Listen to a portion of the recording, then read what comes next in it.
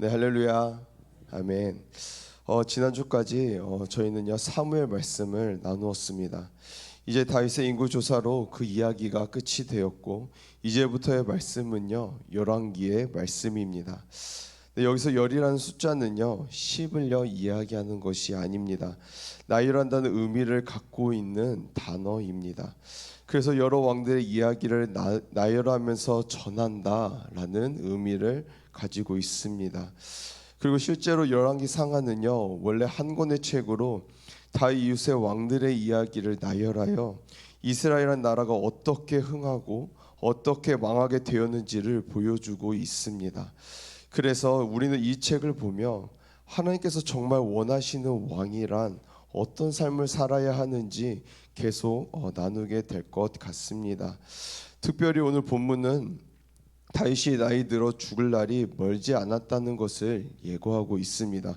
1절 말씀을 보시면 다윗 왕이 나이가 많아 늙으니 이불을 덮어도 따뜻하지 아니한지라.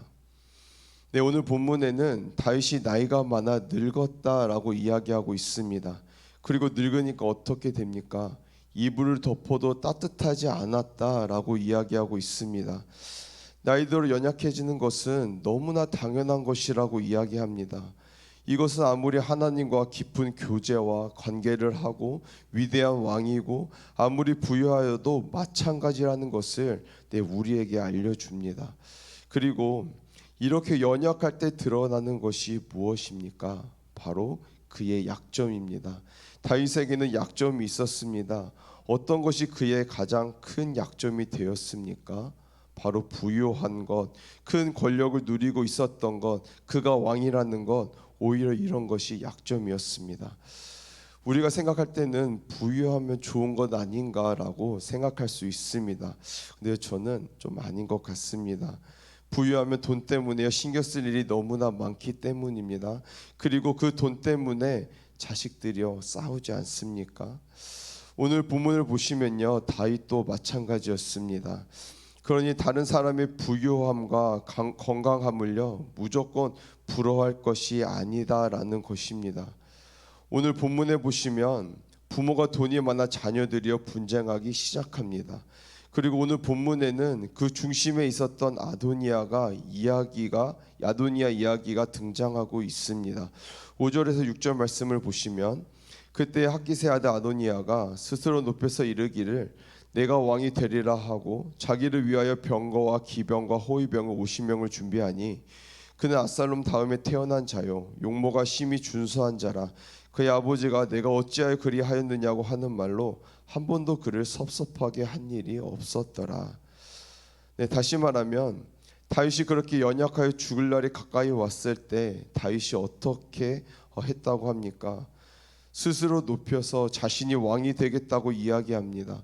그리고 자신의 병거와 기병과 호위병을 준비합니다. 네, 어떻게 그는요 이렇게 자신 있게 행동할 수 있었을까요? 이유가 있었습니다. 그가 압살롬 다음에 낳은 자입니다. 이제는 그가 거의 장자였다라는 것입니다. 암논도 죽고 압살롬도 죽고 위에 아무도 없으니 이제 자신이 장자인 것입니다. 심지어 용모도 아주 준수했다고 합니다. 젊은이들에게 있어서 멋진 외모는 그의 자존감을 높여주는 도구가 됩니다.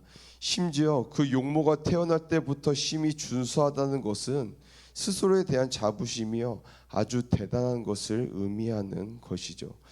거기에 아버지인 다윗이 단 한 번도 내가 어찌하여 그래하였느냐라고 섭섭하게 말한 적이 없습니다. 그랬더니요 스스로 어떻게 생각을 하냐면 다음 왕은 나지라고 스스로 이야기합니다. 또한 그는 이 모든 것을요 혼자서 준비한 것도 아니었습니다. 혼자 상상을 한 것이 아니라 아주 철저하게 준비가 되어 있었던 사람이었습니다. 7절 말씀을 보시겠습니다.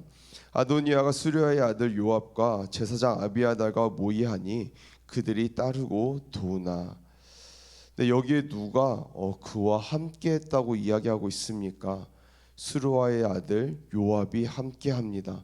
이것은 아주 대단한 지원입니다. 요압은요 다윗의 군대 장관으로서 다윗이 했던 모든 전투에서 승리한 아주 대단한 군대 장관이었습니다. 이스라엘 나라의 군권을 쥐고 있었던 인물이요 바로 요압 아닙니까? 근데 그가 지지하고 있다는 것입니다. 그리고 군사력뿐만 아니라 제사장 아비아달도요 모의했습니다. 당시 다윗에게는 두 사람의 제사장이 있었다고 성경은요 우리에게 이야기하고 있습니다. 그 두 사람이 바로 사독과 아비아달이었습니다. 근데 그 중에 한 명의 아비아달이 이 아도니아에게 붙은 것입니다. 다윗이 수많은 전쟁에서 승리하였고 이로 인해 왕권이 강화되어 사람들이요 왕을 신뢰하게 된 건 분명하지만 그럼에도 이스라엘이 어떤 나라냐면요 하나님께서 그 모든 것의 주인이라고 고백하는 나라입니다. 그런데 그런 하나님을 제사하는 제사장 가운데 한 명인 가운데 한 명이 아도니아를 지지한다는 것입니다. 이건 내 게임이 끝난 것이 아닐까요? 군권에서 지지하고 제사장이 지지하고 누가 봐도 아도니아가 왕이 되는 게 당연해 보입니다. 네, 그래서 어떻게 됩니까? 정말 그렇게 왕이 됩니까? 아닙니다. 스스로 왕이 될 것이라고 확신했던 아도니아와 함께하지 않은 사람들이 등장합니다. 그들은 아도니아를 따르지 않습니다. 그럼 왜 따르지 않을까요? 실제로 여기에 나오는 시므이와 레이는 어떤 사람인지는요 정확히 알 수 없습니다. 그럼에도 사독과 브나야, 나단과 다윗의 용사들 아주 중요한 사람들입니다. 다윗과 함께했던 사람들입니다. 그러니 그들은요 이미 알고 있는 겁니다. 오늘 본문이 말하고 있는 아도니아와 같이 스스로 왕이 되려다가 망한 사람을 알고 있는 것입니다. 그게 누구입니까? 바로 압살롬입니다. 어쩜 압살롬과 그렇게 똑같이 하고 있을까요? 압살롬은 자기를 위하여 호위병을 두었습니다. 심지어 아주 준수하게 잘생겼습니다. 그리고 자기의 세력을 모았습니다. 그의 마지막은 어떻게 되었습니까? 왕이 된 것이 아니라 비참한 죽음이 그를 기다리고 있었습니다. 결국 이스라엘 왕은 누가 임명하는 겁니까? 이것은 너무나 당연하게도 하나님께서 하시는 것입니다. 하나님께서 하셔야만 그것이 진짜 왕이 되는 것입니다. 사람이 아무리 자기 뜻으로 자기 사람들을 모으고 자기가 애쓴다고 되는 것이 아닙니다. 이스라엘 나라는요 하나님의 나라였기에 그리고 그 하나님의 뜻을 행하는 왕인 다윗이 아직 죽지 않고 살아있는 겁니다. 그러니 그가 결정하는 것이 하나님의 결정이 되는 것이라고 그들은 믿고 있었던 것입니다. 만약 다윗이 죽었다면 아도니아가 왕으로서 이렇게 준비하는 것이 틀린 게 아닙니다. 그러면 자연스럽게 왕이 되었을 것입니다. 그러나 아직 왕이 죽지 않았습니다. 정식으로 왕위를 물려준 것이 아닙니다. 그런데 이미 스스로 사람들을 준비하고 세력을 모으고 있다는 것은 스스로 교만하다라는 것입니다. 그리고 하나님께서는요 이 교만함을요 가장 싫어하십니다. 네, 9절에서 10절 말씀을 보시면요 아도니아는 사람들을 모았습니다. 그리고 이미 잔치를 벌이고 있었습니다. 그는요 김칫국을요 거하게 마시고 있는 것 같습니다. 아무것도 진행되는 것이 없는데 왕인 다윗을 건너뛰고 스스로 왕이 되겠다고 선언한 것과 마찬가지였습니다. 그런데요 그는 누구를 초대하지 않았습니까? 바로 선지자 나단과 브나야와 솔로몬을 초대하지 않았습니다. 왜 초대하지 않았을까요? 이미 다른 사람들은요 거절의 의사를 밝혔던 것입니다. 근데 다른 왕자들은 다 초대했는데 동생 솔로몬은 왜 초대하지 않는 걸까요? 정확한 이유는 성경에 등장하고 있지 않지만 예상할 수 있는 것은 솔로몬은 누구로부터 나왔습니까? 바로 밧세바로부터 나온 아들입니다. 밧세바는요 우리아의 아내였습니다. 그러니 자신들과는 급이 다르다고 생각한 것입니다. 이 아들은 아버지가 죄를 지어서 만든 아들이니 자기들과는 비교가 되지 않는다고 생각한 것입니다.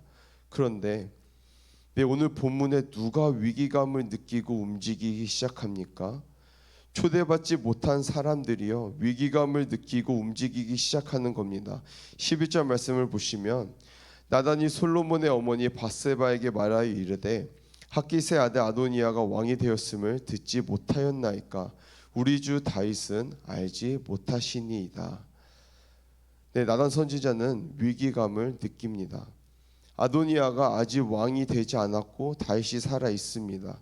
그리고 사람들을 모으고 솔로몬과 자신을 배제시킨 것에 긴장합니다.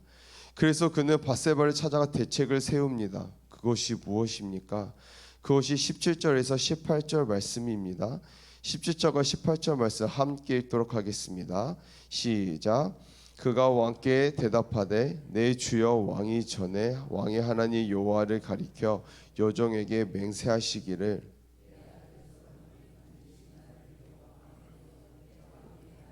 하셨거늘 이제 아도니아가 왕이 되었어도 내 주 왕은 알지 못하시니이다. 아멘. 네, 밧세바가 찾아오자 다윗이 물어봅니다. 무슨 일로 나를 찾아왔습니까? 그때 밧세바가 나단 선지자가 이야기한 대로 왕에게 말합니다.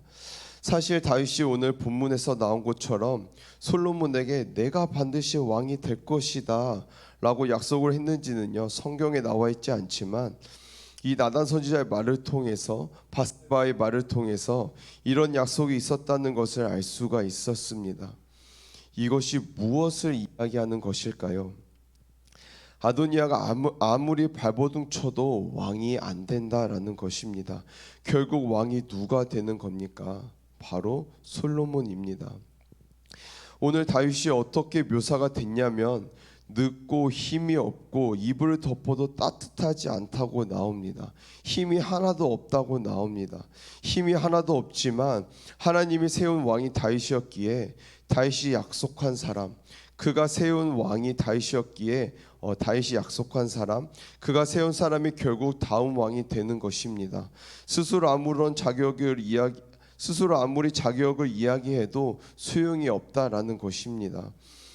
오늘 본문의 밧세바가요 그렇게 이야기하니 다윗이 어떻게 합니까? 다윗이 전적으로 다음 후계자를 임명하게 되는 것입니다. 32절 말씀을 보시면 다윗 왕이 이르되 제사장 사독과 선지자 나단과 여호다의 아들 브나야를 내 앞으로 부르라 하니 그들이 왕 앞에 이른지라. 그리고 33절과 34절 말씀을 보시면 왕이 그들에게 이르되 너희는 너희 주의 신하들을 데리고 내 아들 솔로몬을 내 새에 태우고 기온으로 인도하여 내려가고 거기서 제사장 사독과 선지자 나단은 그에게 기름을 부어 이스라엘 왕으로 삼고 너희는 뿔나팔을 불며 솔로몬 왕은 만세수를 하옵소서 하고. 네, 결국에 기온으로 인도하여 가서 그곳에서 기름을 붓는 겁니다. 그러자 그들이 어떻게 합니까? 솔로몬을 데리고 가서 기름을 붓고 왕으로 삼으니 그와 함께 했던 사람들이 다 놀라서 각자의 갈 길로 도망을 갑니다. 처음에는 아도니아와 함께하면 다음 권력의 중심에서 무언가 될 줄 알았습니다. 그러나 그렇지 않다는 겁니다. 오히려 자신들의 힘으로 자신들의 정치적 능력으로 좋은 선택을 했다고 생각했던 것이 오히려 안 좋은 결과를 낳게 되었다라는 것입니다. 그럼 아도니아는 어떻게 됩니까? 비참하게 됩니다. 제단에 들어가서 뿔을 잡음으로 자기를 죽지 않게 하기로 결단해 주기를 간절하게 빕니다. 왜냐하면 성전에서는요 자기를 죽이지 않을 거라고 생각했기 때문입니다.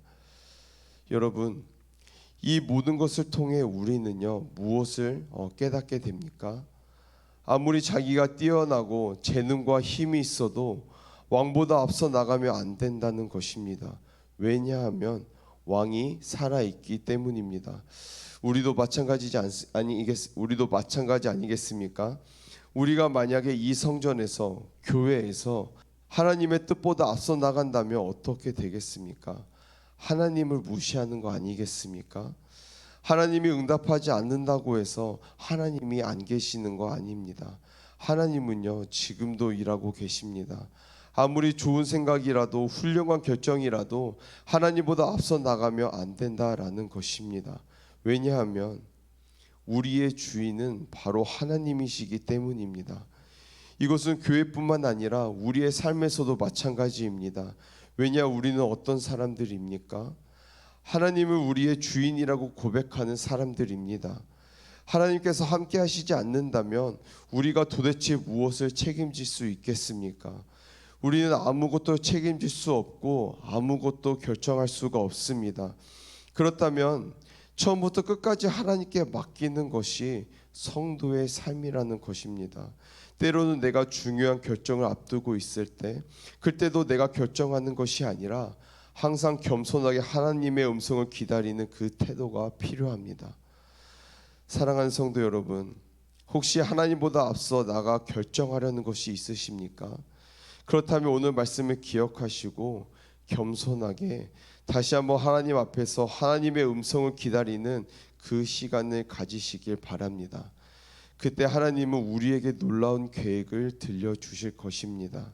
그때 우리를 향한 하나님의 놀라운 계획과 놀라운 뜻과 계획들이 성취되고 진정한 승리를 맛보는 저와 우리 성도님들이 되시길 간절히 소망합니다. 아멘. 네, 기도하시겠습니다. 하나님 아버지 감사합니다.